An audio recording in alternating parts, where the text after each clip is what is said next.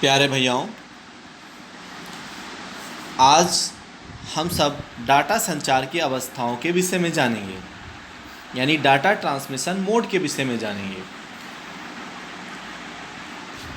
ये आपको पता है कि डाटा संचार की 3 अवस्थाएं होती हैं: सिंप्लेक्स, हाफ डुप्लेक्स और फुल डुप्लेक्स।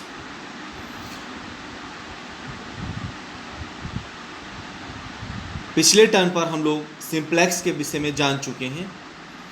आज हम हाफ डुप्लेक्स और फुल डुप्लेक्स के विषय में जानेंगे। हाफ डुप्लेक्स क्या होता है? जिस ट्रांसमिशन व्यवस्था में डेटा दोनों दिशाओं में संचरित होता है उसे हाफ डुप्लेक्स कहते हैं। लेकिन इसमें एक शर्त होती है कि एक समय में डेटा एक ही दिशा में जाएगा, अर्थात इसमें डेटा ट्रांसमिट भी होता है और डेटा रिसीव भी किया जाता है। लेकिन जब डेटा का ट्रांसमिशन हो रहा होता है तो डाटा रिसीव नहीं कर सकते हैं, और जब डाटा रिसीव कर रहे होते हैं तो डाटा का ट्रांसमिशन नहीं कर सकते हैं। जैसे भैयाओं, आप लोगों ने देखा होगा, पुलिस वाले हो गए, आपके रेलवे में हो गए, और बड़े बड़े संस्थानों में जो वहाँ पर कर्मचारी होते हैं या स्टाफ होता है, उनके पास एक टेलीफोन जैसा हाथ में यंत्र होता है जिसको वॉकी टॉकी कहते हैं। वॉकी टॉकी में क्या होता है कि जब उधर का कोई व्यक्ति बोलता है तो सारे व्यक्ति सुनते हैं, और जब पहला व्यक्ति अपनी बात ख़त्म करता है तो उसको ओवर करता है। ओवर एक प्रकार का कोड होता है कि इसके बाद आप बोल सकते हैं। मतलब जब वॉकी टॉकी में डाटा आ रहा होता है तो दूसरा कोई व्यक्ति उसमें अपना संदेश नहीं दे सकता है, और जब वो अपना संदेश दे रहा होता है तो पहले वाले का संदेश उसमें रिसीव नहीं कर सकता। मतलब दोनों कार्य एक साथ नहीं हो सकते हैं। इसका एक और बहुत बढ़िया उदाहरण है आपका कंप्यूटर सिस्टम। कंप्यूटर सिस्टम में जब 2 या 2 से अधिक कंप्यूटर नेटवर्क में होते हैं, उस समय अगर हम डाटा को भेज रहे होते हैं तो डाटा को रिसीव नहीं कर सकते हैं। जैसे इसका एक आपको उदाहरण बताते हैं। मान लीजिए 2 कंप्यूटर हैं, एक आपके पास एक कंप्यूटर है और एक आपके पास बी कंप्यूटर है। जब आप ए कंप्यूटर से बी कंप्यूटर को डेटा भेज रहे हैं, अचानक बी कंप्यूटर की मेमोरी फुल हो जाती है, तो बी कंप्यूटर बीच में ए कंप्यूटर को ये संदेश नहीं दे सकता है कि उसकी मेमोरी फुल हो गई है। इस प्रकार की समस्याएं इस व्यवस्था में आती हैं। इसलिए हाफ डुप्लेक्स को बहुत अच्छा नहीं माना गया है। हाफ डुप्लेक्स का एक और उदाहरण आपका है।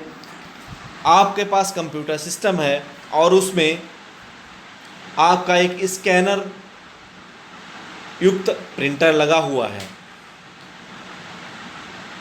आपको कोई इमेज स्कैन करनी है और बाद में उसी का प्रिंट आउट देना है। तो जिस समय आप इमेज स्कैन कर रहे होंगे उस समय प्रिंट आउट नहीं दे सकते हैं, क्योंकि इमेज स्कैन होकर आपके कंप्यूटर में जा रही है। उस समय प्रिंटर आपका दूसरा काम नहीं कर सकता है। और जब आप प्रिंटर को कोई प्रिंट दे रहे होते हैं उस समय आप इमेज को स्कैन नहीं कर सकते हैं। मतलब एक समय में एक ही कार्य आपका होता है, या तो आप इमेज को स्कैन कर लें या प्रिंटर को प्रिंट आउट दे दें। दूसरा, केवल आपके पास एक प्रिंटर है, उसमें फोटोकॉपियर है और स्कैनर है, लेकिन वो प्रिंटर आपका कंप्यूटर से जुड़ा हुआ है। आप उस समय अपनी फ़ोटोकॉपी करना चाहते हैं, तो जिस समय आप फ़ोटोकॉपी कर रहे होंगे उस समय आप कंप्यूटर से कोई प्रिंट नहीं दे सकते हैं। तो ये भी एक हाफ डुप्लेक्स का अच्छा सा उदाहरण है। ऐसे बहुत से हमारे जीवन में उदाहरण आते रहते हैं। इसके बाद हम बात करते हैं फुल डुप्लेक्स की। फुल डुप्लेक्स एक बहुत अच्छी संचार की अवस्था होती है।